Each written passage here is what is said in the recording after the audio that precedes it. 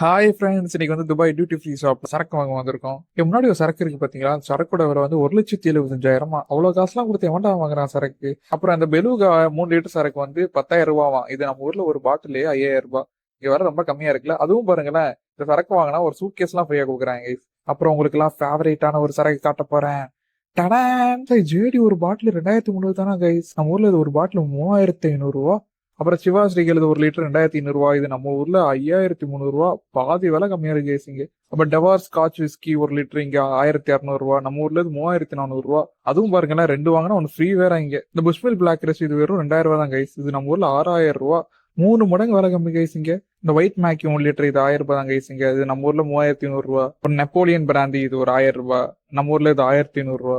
Valentine's ஒரு litre வெறும் 1,500 ரூபா தான் கைஸ். இது நம்ம ஊர்ல 3,500 ரூபா. டெவர் டபுள் ஏஜென்ட் வெறும் 2,500 ரூபா தான் கைஸ். இது நம்ம ஊர்ல 6,000 ரூபா.